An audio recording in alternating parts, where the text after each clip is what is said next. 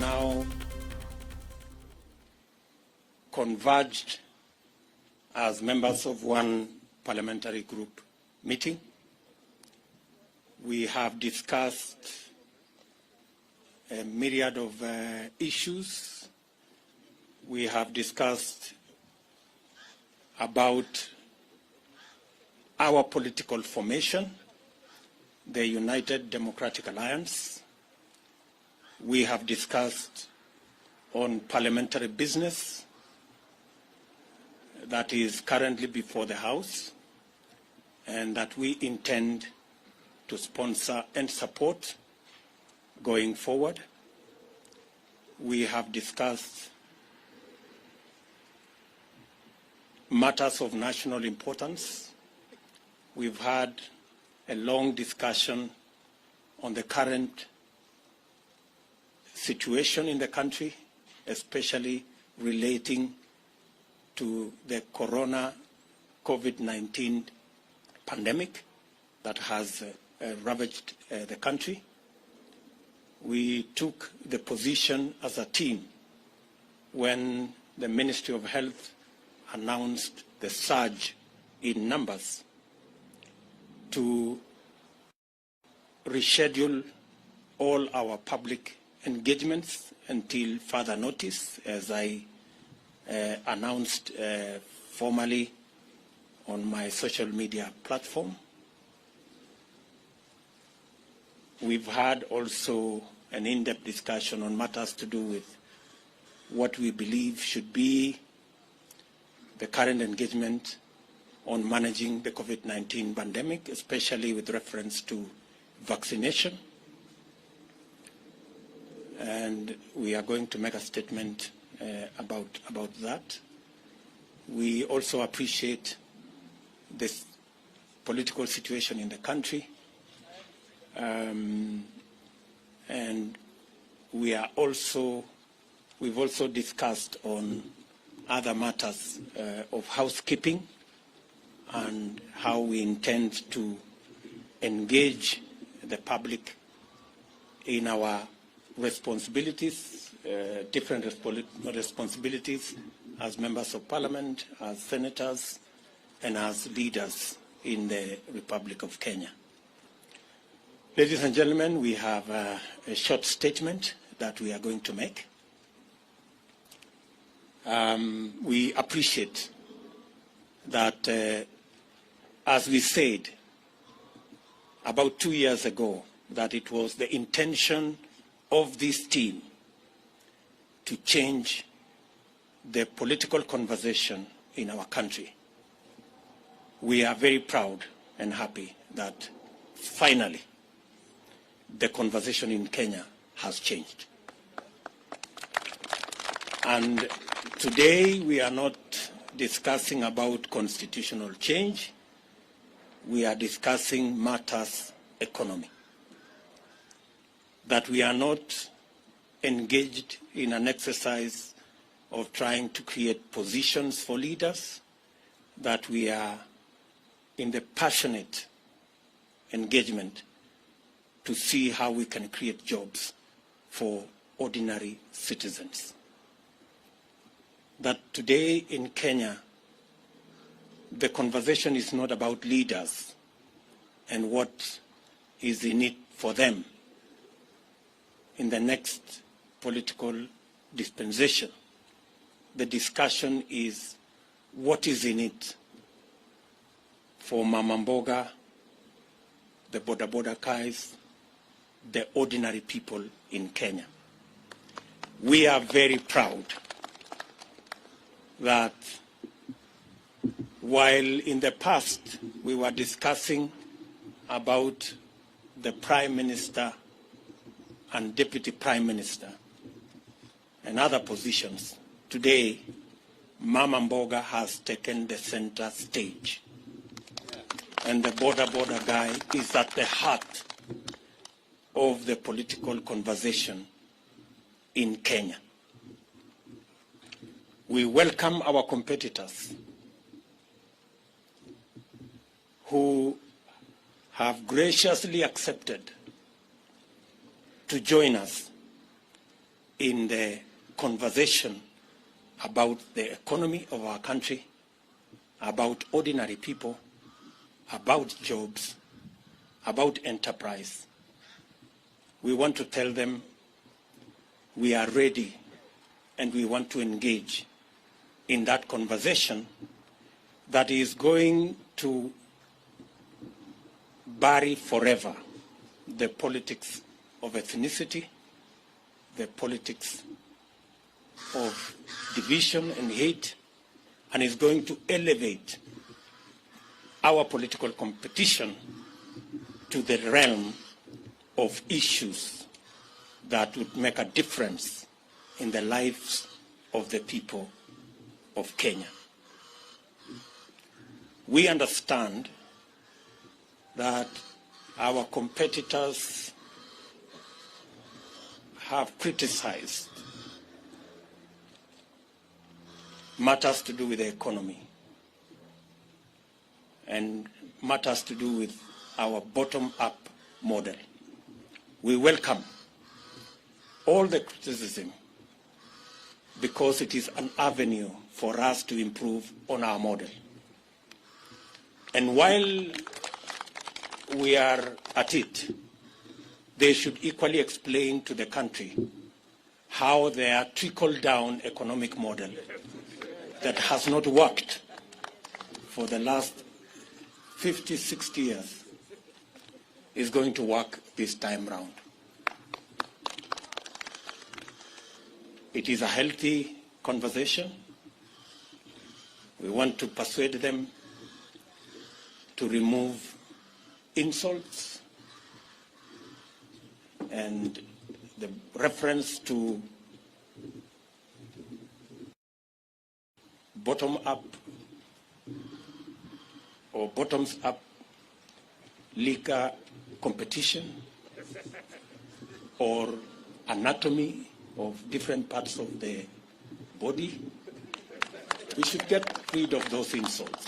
Let us have a healthy competition, a conversation about the economy of our country.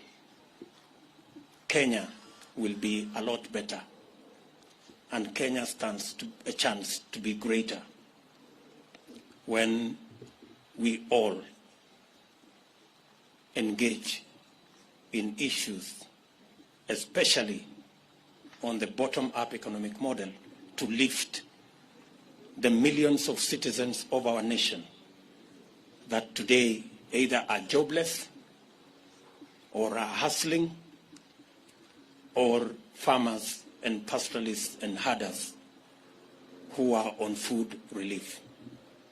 It is our very considered view that our focus on these 15 million Kenyans will not only help us broaden and expand and recruit new taxpayers. We will have the necessary, they will help us to raise the necessary resources to run government, and also the necessary resources for us to retire debt that is becoming a crisis in our country. I do not wish to say more than that. Let me now request, starting with Alice Wahome, to begin our statement. Alice. Thank you, Your Excellency. Members of the press, this is a written statement signed by all the members that are present for this press conference. I'll start.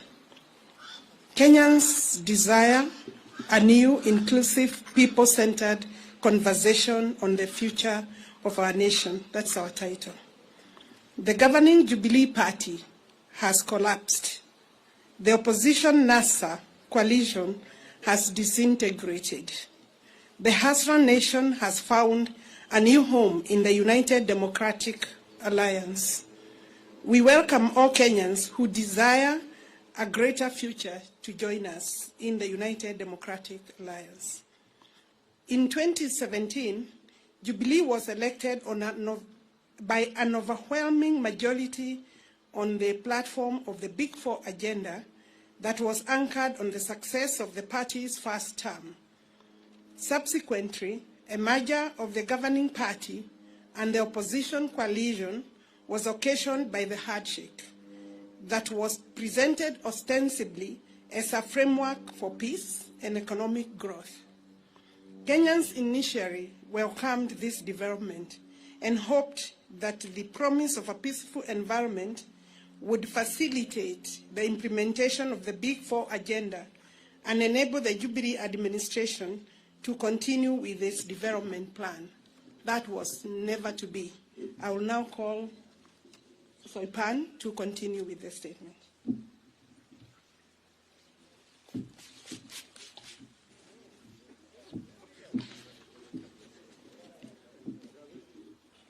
Sadly, this framework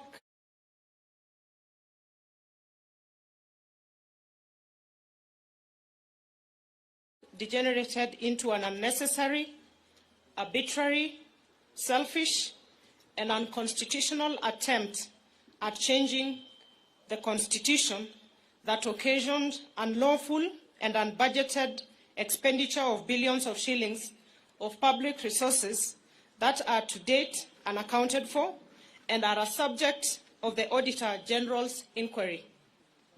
Little wonder, a recent survey has shown that 72% of Kenyans believe that the country is headed in the wrong direction. For 4 good years, the country has been engaged in the BBI process, characterized by hubris, chest thumping, blackmail, intimidation, and bribery. In this process, party parliamentary committee leadership and members who were perceived to be disagreeable to this scheme became victims of a vicious purge and expulsion. Besides, the criminal justice system, Kenya Revenue Authority, and other state agencies were mobilized and weaponized to intimidate, blackmail, victimize, and persecute leaders, business people, and ordinary Kenyans perceived to be opposed to this unconstitutional order, BBI, and its anti-people recommendations. This provided a leeway for the attempted vandalism of the Constitution of our country. Fortunately, the judiciary made a very profound decision affirming the supremacy of the people, their Constitution, and independent institutions. Honorable Cecily Mbarire.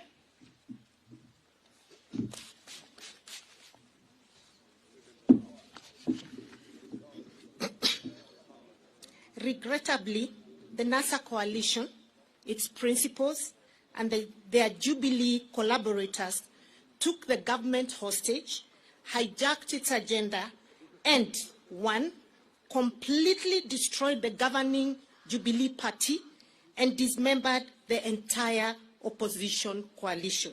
2, emasculated parliament, undermined the rule of law, threatened the independence of the judiciary, and emboldened impunity. 3, sabotaged job creation, universal health coverage, food security and manufacturing, thus cutting the entire Big Four plan.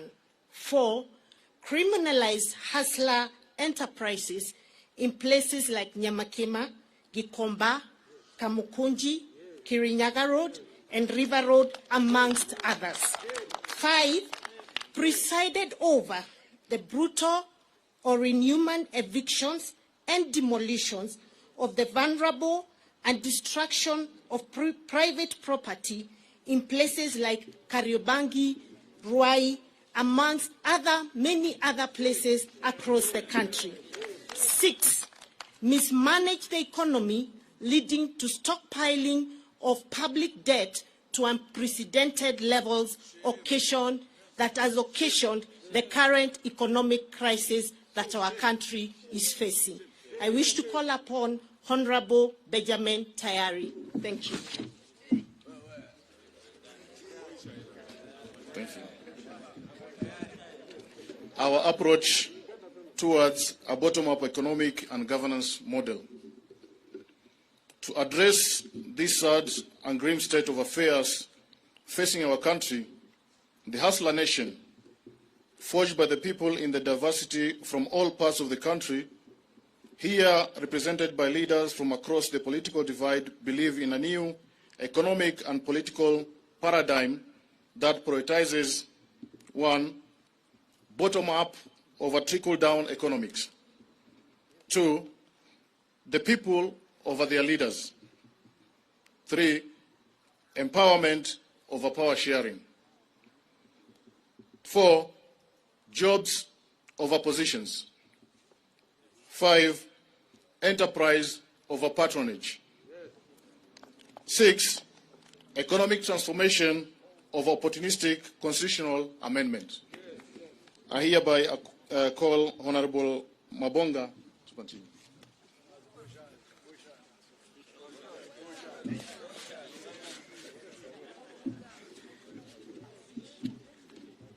Focused on this new paradigm and through a bottom-up economic and governance model, it's possible to enable the over 15 million Kenyans at the bottom of the pyramid to be active and meaningful participants in the economy through deliberate, 1, public/private labor-intensive investment framework to create jobs, 2, financing instruments and mechanisms to spur, promote, and empower hustler enterprises such as Mama Mboka, hawkers, bodabodas, artisans, artists, among others. And then 3, facilitation and enhancement of productivity of farmers, pastoralists, fisher folk, and other actors within agriculture value chain. Number 4, implementation of manufacturing and industrial program that prioritizes cottage industries as a multiplier of national productivity. In the meantime, we will continue sponsoring and supporting people-centered legislation and policies that entrench the objectives of bottom-up economic and governance model. And we will also sensitize the public to remove what is in the heads of the majority. May I take this opportunity to invite the leader of majority, Hon Aden Duale, the man of all seasons.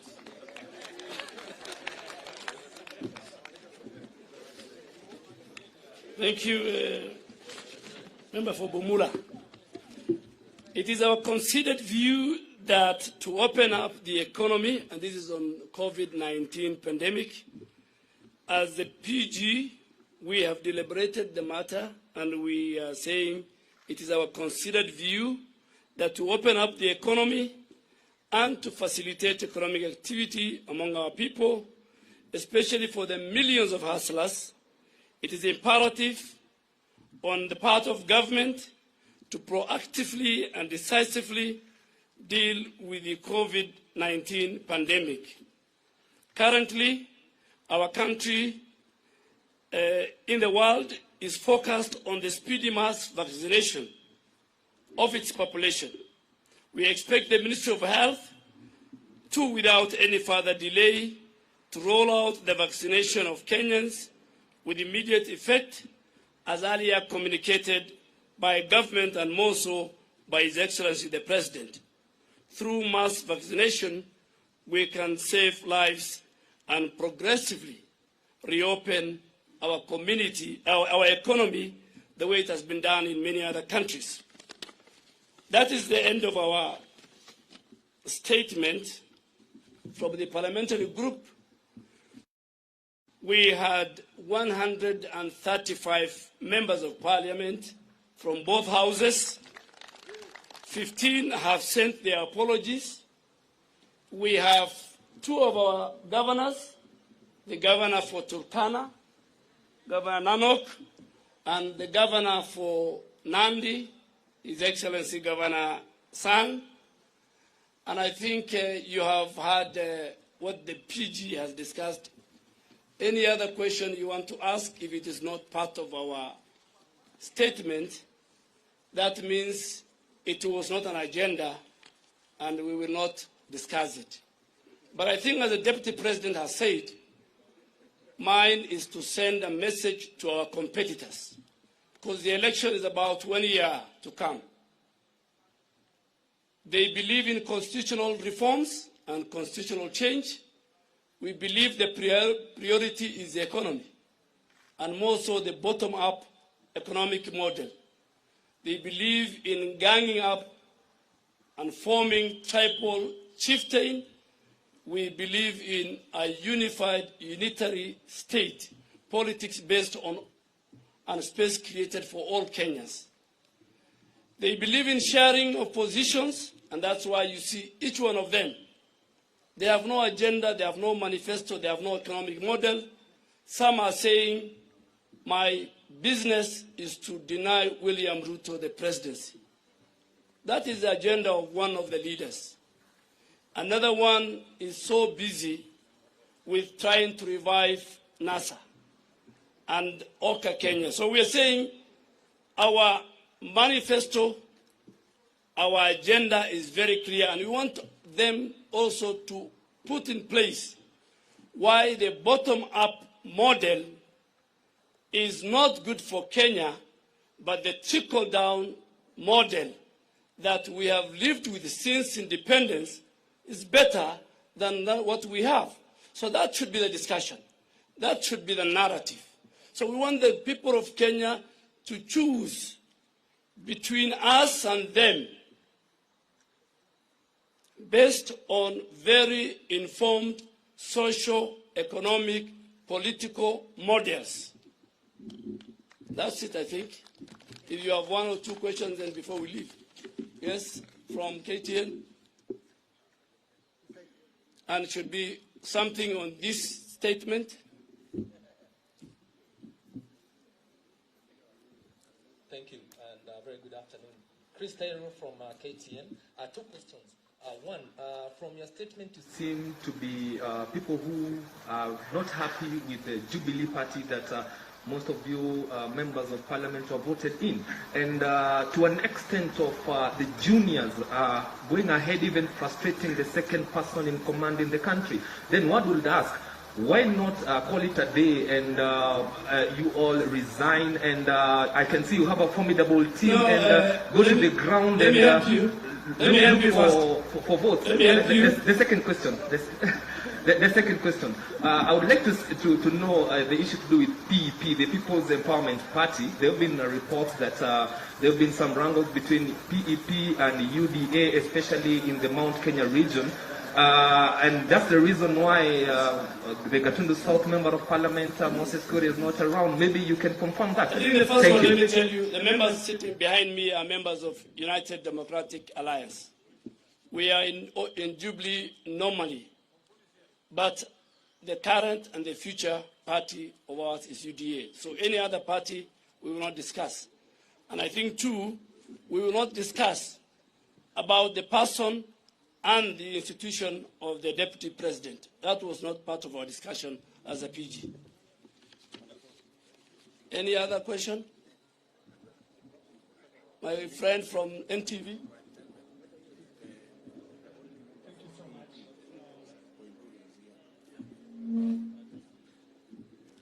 Thank you so much.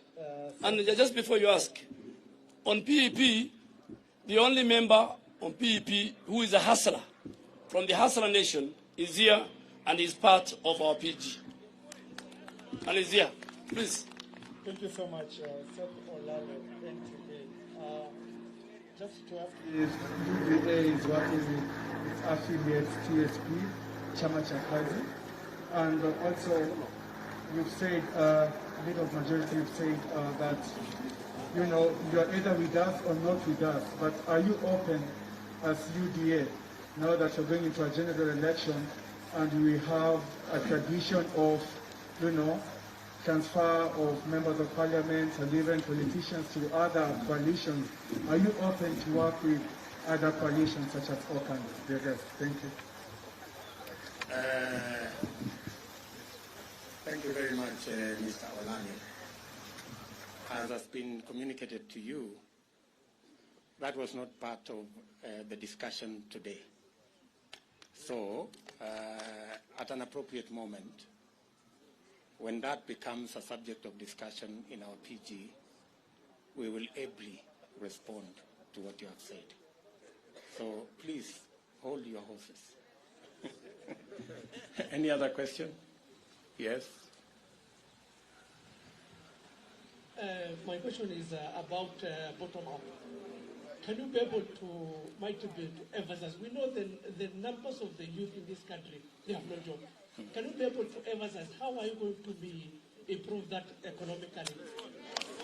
Yeah, good question. Good question there. If amongst the 15 million people at the bottom of the pyramid is about 4 million jobless Kenyans. It is our considered position that through policy change in investments, by investing not in capital-intensive infrastructural programs, rather investing in labor-intensive infrastructural programs, for example, housing, cottage industry, agro-processing, value addition, informal manufacturing, we can create millions of jobs. I know the question many people ask, where are you going to find the money? Let me tell you, we didn't have to look for additional money for us to do the 10,000 kilometers of roads we have done. We changed the model of building roads. By changing the model, we can create more jobs, we can create more enterprise, and we can get farmers and pastoralists supported to produce more. That is the bottom-up economic model. In any place, we join parties by choice, and you live by choice. One last more. Leto and yes, Sema Leto.